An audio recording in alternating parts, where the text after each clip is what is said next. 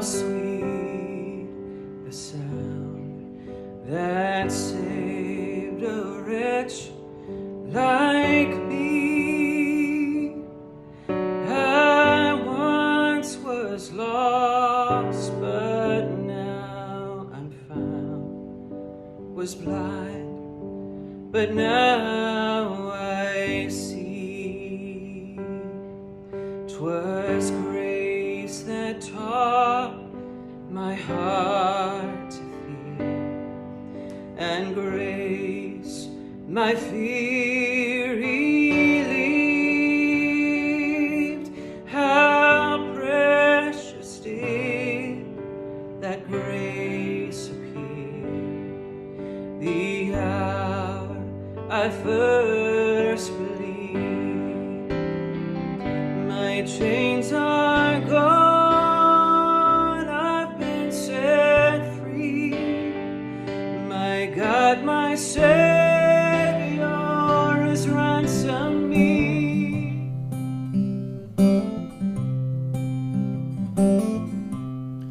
The love of God is greater far than tongue or pen can ever tell. It goes beyond the highest star and reaches to the lowest hell. The guilty pair, bound down with care, God gave His Son to win. His erring child He reconciled and pardoned from His sin. Oh, love of God, how rich and pure, how measureless and strong, it shall forevermore endure, the saints and angels' song.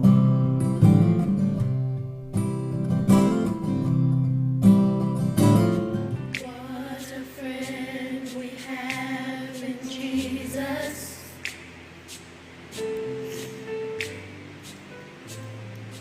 All our sins and griefs to bear.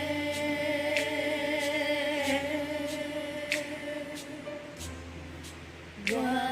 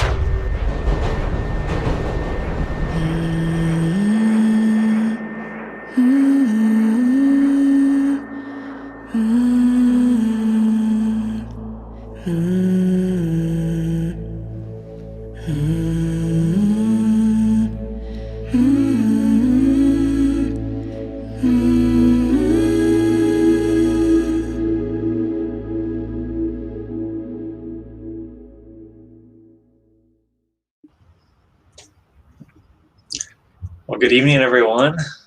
I'm Mark from the Potterville Campus in Sycamore Creek, and I'm here with Tom, and we are having a little backstage pass to talk about this series that we just finished, How Sweet the Sound.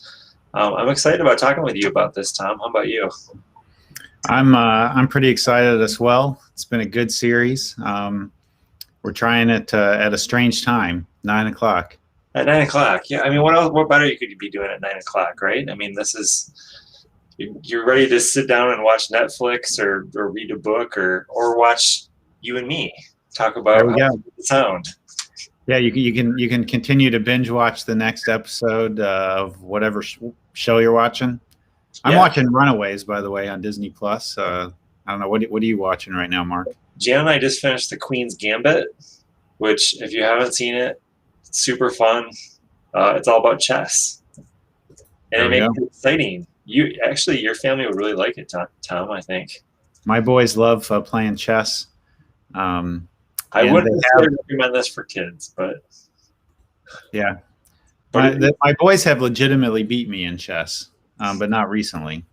Okay, mostly because they got more advanced than I thought they were, so I wasn't paying as close of attention. That'll happen. Well, if anyone you're watching, you have questions for us, feel free to put them in the comments. Let us know. If you're watching, let us know in the comments as well. Say good evening.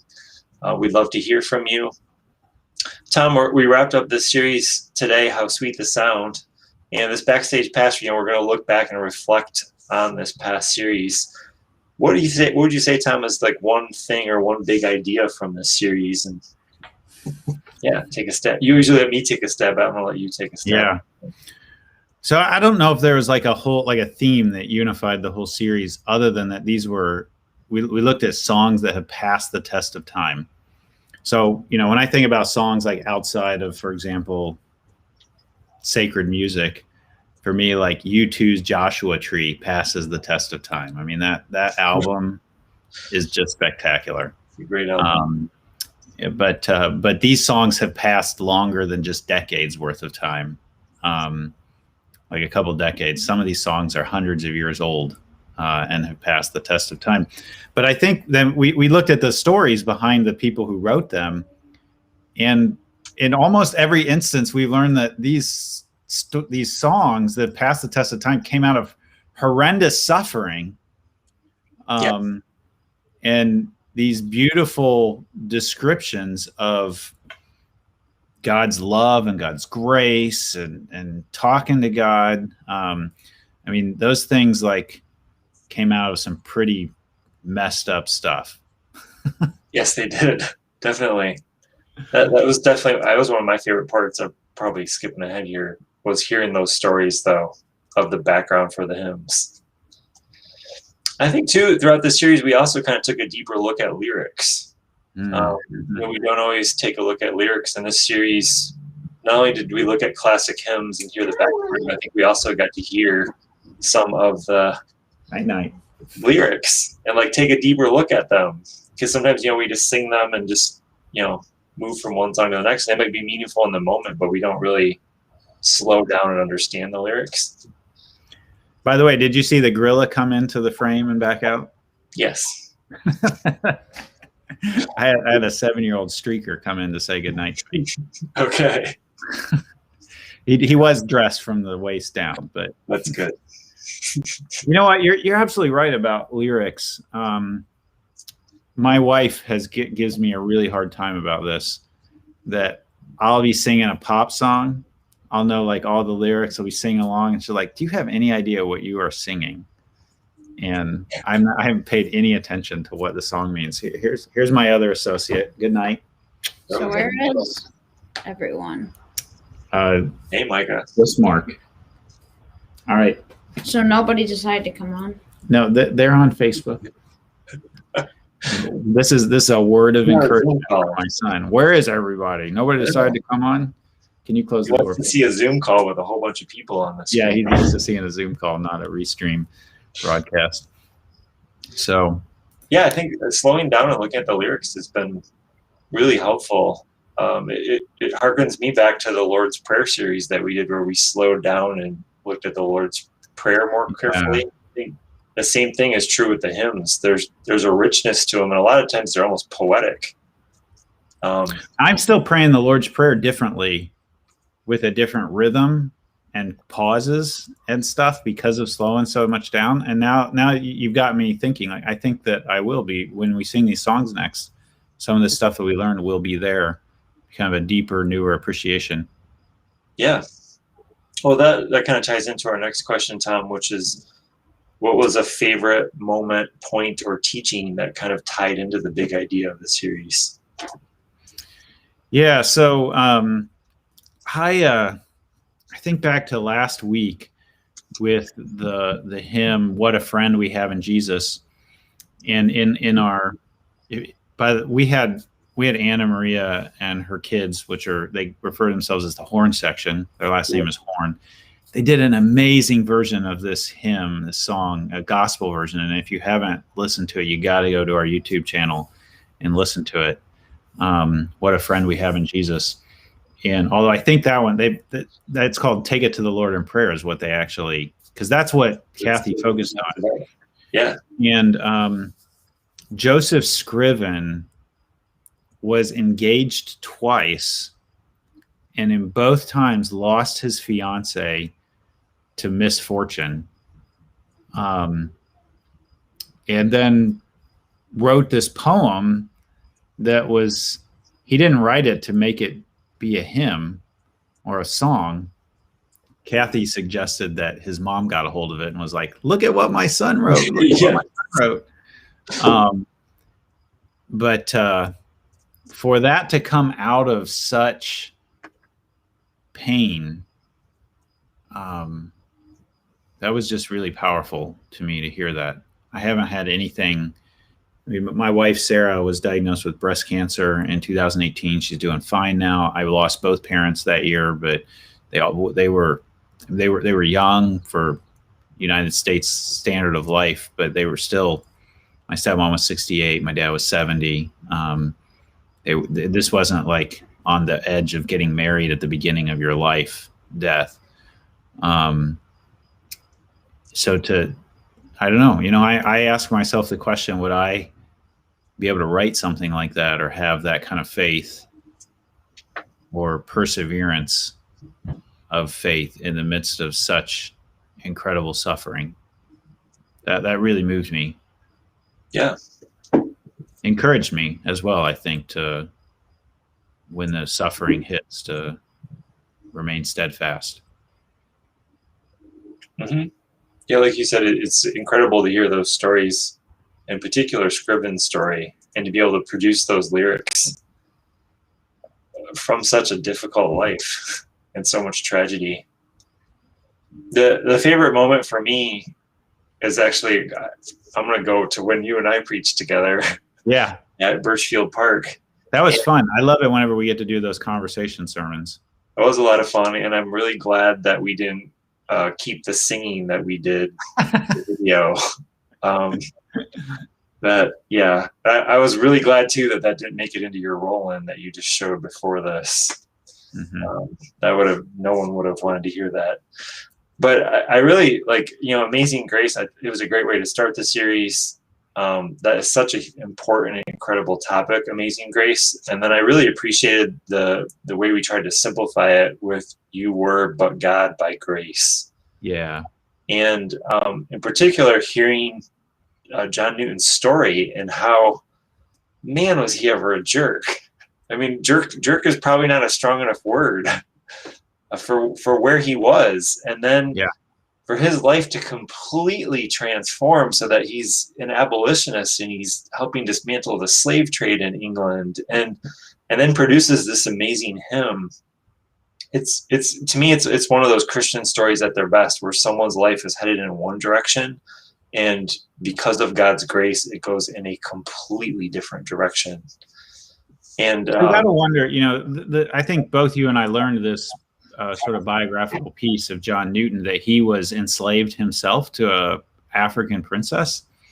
yes, And it was on the boat ride back to England after being freed from that. You got to wonder, like, how many social injustices would be resolved if the person who is the oppressed, because he's running slave ships before that, if they walked a mile in the shoes of the people they're oppressing. I mean, you and me ourselves, like if we walked in the mile shoes of somebody who's struggling, and how God would turn our lives around in the midst of that. Yes. Yeah, it's interesting to think of it. I think too, so John Newton's story resonates with me so much because there's definitely areas of my life where I need God's grace, and there's definitely areas that I've messed up, but I don't have as dramatic of a story as John Newton. And those dramatic stories are just so eye-catching to me, and like they're so dramatic, and yet in hearing his story, it does make me think of, where do I need God's amazing grace? And it makes me have a deeper appreciation for the lyrics of that song, knowing his story, and all that he went through. There's a way that I think what we did was we did what we normally do every week with the Bible, is we give some historical context to what this thing was. These things were not written in a vacuum. No. And the Bible wasn't written in a vacuum. And when you understand some of the historical context around it, it makes what was powerful even more powerful. And I think that's true in the case of really pretty much anything, but these hymns especially. Absolutely. Yeah.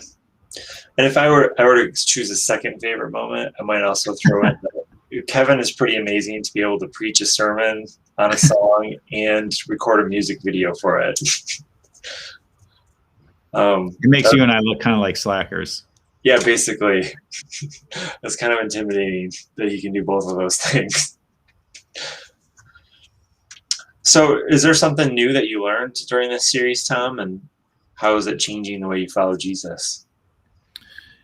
Yeah, I don't know that it was exactly new, but I keep going back to Kathy's message. This is fun. Like, both of us are pointing to like people who are not, well, Kevin is a pastor.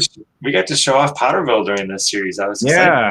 You're right. I didn't even think about that. I'm kind of the weak link in this, because you had 3 people from Potterville doing preaching, but it also showed the depth of our bench. And Kathy's message was just really powerful. It's like, what I was trying to, I'm the one who filmed that. And what I was trying to create visually in the midst of that was this sense of walking and just having a conversation with Kathy. And Kathy is like this wise grandmother and so approachable. And there was this moment in her message where she described how you could take it to the Lord in prayer, and how many of us probably pray more than we even think about it. Because she just walked through, like, you wake up in the morning. Thank you, Lord, for a new day.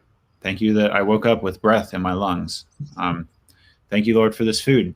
Lord, help me with my children, not lose my temper. And she just walked through the day all the way to bedtime with these short little breath prayers. And it gave a really beautiful vision for how you could pray without ceasing, not in a way that is really like you're sitting on your knees 24 hours a day in some kind of prostrated posture. Yes. Yeah, the way you described it felt really natural. Yeah, it was really beautiful to hear her say that.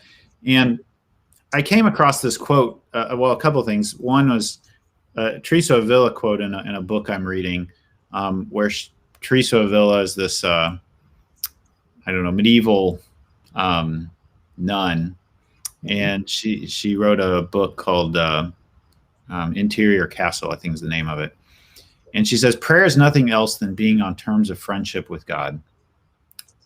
prayer is nothing else than being on terms of friendship with God. That just makes it so simple. And Kathy's message did such a good job of kind of hammering that. But then I've gone back lately as well to Thomas R. Kelly's book. Thomas, this is not R. Kelly the singer, but Thomas R. Kelly. And he was a Quaker mystic. And he has this book called Testament of Devotion. And the first part of it, he talks about continuously and simultaneously paying attention to God and the world around us. Continuously and simultaneously paying attention to God and the world around us. And Kathy just put flesh on those ideas with that simple little, you followed her through. It sounded, she wasn't putting it as autobiographical, but it sounded like we were listening to how her prayer life goes throughout the day. Yeah. How about you? For me, I really was captivated by Kevin's sermon and the tension that we have around the incomprehensible nature of God, that God is like both knowable and unknowable. Yeah. And that fascinates me as a scientist, because, you know, I love to figure things out. I love to learn new things. I think it's one of the reasons why I've had a successful transition from doing breast cancer research to being a pastor, because as a breast cancer researcher, there are so many things we don't know. Like, you know, I could easily work a whole career, 30, 40 years, and never run out of questions. And that part of God resonates with me, that God is like also incomprehensible, and that I could be a pastor for 30, 40 years and there will still be questions that we have about God. And yet at the same time, there are things that we can know. And I think I take that as well from my breast cancer research career, like being able to rely on the things that we know about. And I like wrestling with that tension and living in the middle of that tension between knowing and unknowable. And what Kevin did for me was sort of increase my awareness of it. And it's given me more compassion for people who are on both sides of that tension. And so when I interact with someone who's more comfortable on the knowing side, I'm more compassionate for that. And when there's someone who's wrestling with the unknowing side, I feel more compassion for that now. And where I really liked where Kevin landed that, which is that we seek hard after God. And I've been thinking about that and reflecting on that and hoping to live that out moving forward, where I continue to seek hard after God every day. That reminds me, like when he was talking about that, I was hearkening back to the Lord's Prayer series where we talked about our Father who art in heaven. And that word heaven can mean like the heavens, the universe, the full thing. I think this was your point in the message, if I'm remembering correctly. But then also that word heaven can be translated the atmosphere, the air right around you that you breathe. So God is, when we say our Father who art in heaven, and God is big enough to hold the whole universe in God's hands, and yet close enough that God is the air we breathe. And that was, of course, one of Kathy's points with the word Yahweh, Yah-ha-vav-he, or Yah-he-vav-he is kind of the sounds of breath, that God's name is breathing. And she pulled that, I think was that John Gray, the singer, I think? Yeah. I never heard of him before, but that's one of the beautiful things about a preaching team is get to expose people to things that you and I've never even heard of, because we have a team of people. We don't carry it by ourselves. Kevin did a great cover of that Jason Gray song, The Sound of Our Breathing, and it's on Potterville's YouTube page. It's really I need to check that out. I'd like to hear that, because it's a fun song. So, Tom, what questions remain as we wrap up this series? Yeah, I have a really heavy one, because I thought this when Kathy was previewing with us, and this is interesting because I keep going back to Kathy's sermon, because we have a process, we preview it, so you and I hear it ahead of time, we get a chance to give feedback, but we didn't create it. But then I went the extra mile of filming it, And then the next thing is like I get the draft from our video editor, Randy Flick, and I watch it again and give any feedback on changes. And then I watch it on, I've like engaged her content almost more deeply than my own at that point. And when she was telling how Joseph Scriven died, that he was found in a like a rainwater, what was it? Like a water runoff thing or something? Yeah, like a water runoff or something. And Yeah. he had drowned just like one of his fiancées. I couldn't help but wonder if that was a death by suicide. I mean, he had so much tragedy in his life by that point. And it made me ask this, it made me ask a question that it's live today even.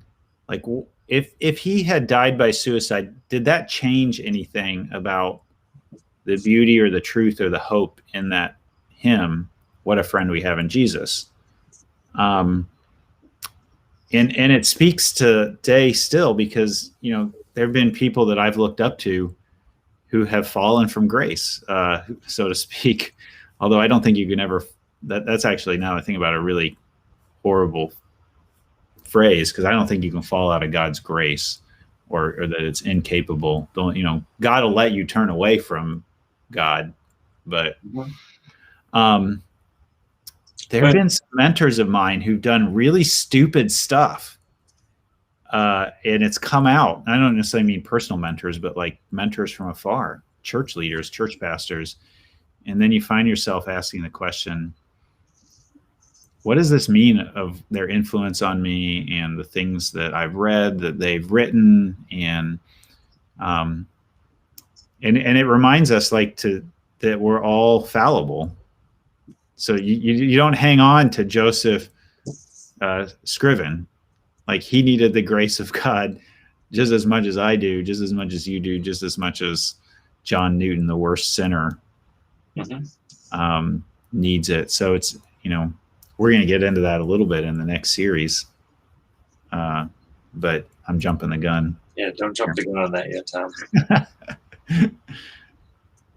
I think, you know, we don't have any idea how exactly Scriven died. We don't actually know whether he committed suicide, completed suicide, and we don't know whether he wrestled with mental illness. And I think from that sense, if he was someone who wrestled with mental illness, there are some people who complete suicide, and, you know, they struggle and struggle and struggle, and then finally give into it. And I'm not sure whether I would even call that a sin or what. I just know it's different. No, yeah, that's actually why. Like, I've learned lately that you refer to it death by suicide. It is a mental illness. And if you're struggling with that tonight, please call the 800 hotline for that. Or we have a counselor at Sycamore Creek, counselor at sycamorecreekchurch.org. Yeah. Hey, Breezy's asking a great question. She just stole the question that I had for remaining. The question. Oh, okay. Well, there you go. She just lobbed you a softball. She's on the same page. Breezy and I are totally on the same page about any songs you wish you could have been included. Because that to me is like I feel like we could almost do this series again. Like, there's other great hymns out there, and I don't know the stories behind all of those questions. And so I was just I found it so helpful to hear some of the backstory behind the different songs.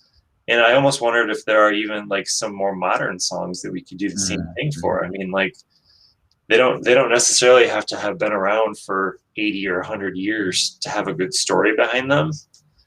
And I think that there are probably some other good songs. Like the other songs, like, I think like there are classics. Like, I think of one is like Great Is Thy Faithfulness. Yeah. I'd be curious to know if there's a backstory to that song. That was a song we had sung at our wedding. My mom sang that for us. Yes, it'd be great to know. I don't know the backstory of that story. Or even, you know, today our service at Woldumar Nature Center concluded with "How Great Thou Art," and there's a bunch of hymns that I would love to hear the backstory on. But I even think of some more modern ones, and I think of, like we sang "Blessed Be the Name" today at Woldumar. Is there a story behind that one? I know that I'm trying to remember. I think it's a Matt Redman song about coming back to the heart of worship. Oh, yeah. Has a story where his church like shut down worship for a while, and then like when they reopened, that was the song that they used, and it was just a reminder of how important worship is, and to worship together. And those kind of stories, they just give added meaning to the songs that we sing, I think. Do you have any other songs that you'd like to hear the backstory on, go deeper into the lyrics, Tom? Well, I guess the song that we sang today would be focused on, but it's really short. Your message was like half the length of a normal message. It as well. And that song has particular resonance with me because that song was both marked the lowest point of my spiritual life when I let go of following Jesus. That it was a recognition when I heard that played how it was not well with my soul. And I looked inward and I just saw darkness and meaninglessness and hopelessness. And I fell apart in the middle of an auditorium at Wheaton College, put my hands in my face, bent down just in tears because everything that I believed and had held to was gone. And I looked at life and it felt meaningless and hopeless. And eventually what I realized when I left believing, I stepped over into unbelief. Part of the reason that I stepped into unbelief was because I couldn't find certainty. And when I stepped into unbelief, I realized something very important. There's no more certainty in unbelief than there is in belief. It's just that I noticed for the first time really clearly that on the side of belief was meaning and hope. And so I made a conscious decision to believe in spite of my uncertainty. And I stepped back into faith as an intellectual, conscious decision. And then I found that faith in Jesus was faithful. Jesus was faithful to provide hope. And now I listen to that song and it's amazing. Like it pulls me back to that moment, but then in more of a moment of gratitude for that really deep period. I could never have imagined that in that moment that I'd be able to listen to that song and think. So yeah, I would have loved to go deeper into that song. Plus I was running video this morning, so I didn't even really get to listen to your message very well. Okay. Well, again, I think that's also on YouTube if you want to go check it out, Tom. Yeah. Except one of the cameras went out, so we only got you from behind. I did record it, though, and there's a recording of it. Oh, yeah, okay. So I will have to do that. And it's on the messages playlist on the Potterville YouTube page. Yeah. Well, Tom, we have another series that's going to start this upcoming week. I know it's a series that you're very excited about because every time I talk to you about it, you light up. So can you tell us a little bit about our next series? Yeah, we're doing, I feel like we ought to just play the roll-in video. Okay, play the roll-in, okay. Although I'm not sure how we're going to deliver on this hype. Our video editor, Randy Flick, made this video just for us because this is a series we're building from the ground up, from scratch. We're not borrowing this from anybody. We are using a book, but to our knowledge, nobody's preached in this way before. So this series is called Ancient Rivalries, and here's something to get your heart thumping.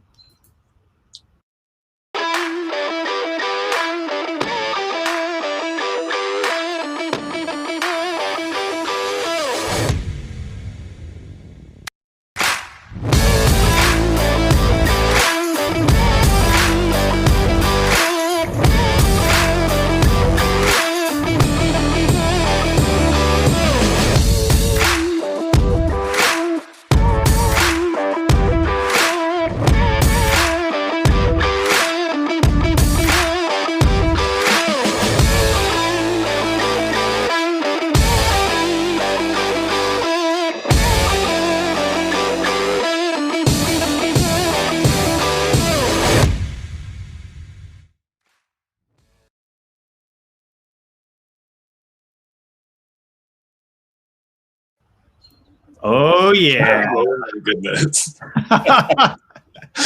You're not going to have to bring the energy on that one. We are definitely going to have to bring the energy on that one. All right. So what I love about that roll-in video is that it sets the bar high for you and me for really making a topic that to make the topic engaging. This next series is yeah, we do this every week, right? We try to. We work really hard at doing that. Yes. But this next series is what we call belief series, and we're going to give Mark and me 4 weeks to sort of geek out on beliefs and certain things like what do we believe as Christians? Why do we believe them? What's the history of our beliefs? And we're going to do that through the lens of Saint Augustine, who is a 3rd or 4th and 5th century church leader from North Africa, and his rivalries. There are 4 big rivalries that he had through his life. And we're going to look at each one of those 4 rivalries. And the thing is, like, St. Augustine is probably the most influential Christian thinker outside of the New Testament writers. So you got Jesus, you got Paul, you've got like Peter and Jude and James. And, right after that, as far as influence in the Western church, is St. Augustine. And so these 4 big rivalries that he had, they continue to define the parameters of arguments we're having today. And you may not even know the influences of the ways that that Augustine is influencing how you think about different big questions of life. Like, where does evil come from?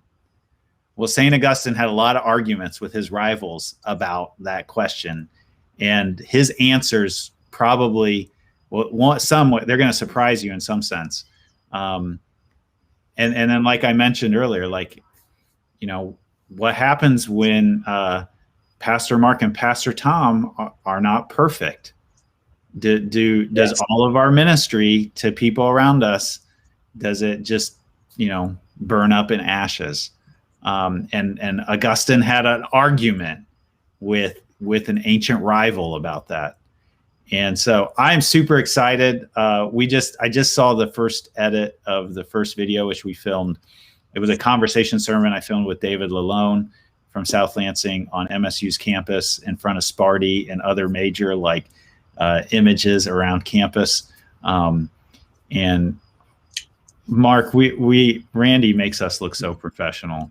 I mean, he does. He's amazing. Yeah. So I feel like when you're talking about MSU, I need to add a Go Green in there. There we go. I'm just going to let that stay silent. You are, huh? Okay. Does Duke even have a Go Something chant? Yeah, it's called We Win. Oh, okay. Except, of course, we didn't even make the tournament this last year, which was, That's right. It's always good to root for a team that makes news when it doesn't win. Anyway, so here we are. This is rivalries, right? Like we understand rivalries. So we're going to pull out some ancient rivalries that continue to play out today in the church and across religions. And I'm super excited about it. It's going to end the last week with Baptism Sunday. We're going to go back out to Woldumar like we were this morning. And if you're interested in being baptized, reach out to us. Let us know. We do have some preparation stuff that we would like to prepare you for baptism, but we'd love to baptize you on the last week in June out at Woldumar, probably in a big water trough. Yes. So, yeah, that's what's coming up. I am so stoked about this, Mark. It's going to be fun. It's an opportunity to make both, I think, history and theology come alive for us and see how much it influences our lives still today. I think most of us are just not even aware of how much influence that Augustine has had on what we believe. We'll figure that out. I actually read Augustine's book, The Confessions, in a senior year literature class in my high school, a secular high school, just a public high school, huge high school. I had 3,000 students, and that's just sophomore, junior, and senior, 3 grades. Freshmen were still back in junior high. And I read Confessions because his book Confessions is the first autobiography, or thought to be the first autobiography in the Western world. So we were reading it as significant literature for just the Western world. Now, I have a goal in this series, which I, in some sense, any Blue series, but especially this one, and that is, if you don't find the topic engaging, I'm at least going to entertain you along the way. So, you know, I'm pulling out all the stops creatively with our video editor and everything we're doing. It's going to be an awesome series. It will be. Well, one of the things my kids always reassure me that their favorite teachers are the ones who are passionate about their subject, and their enthusiasm and their excitement for what they're talking about is infectious. Yeah. And I think my goal for this series is that both of us would carry that enthusiasm and infection, and people would be like, yes, this is so cool. Tell me more about Augustine.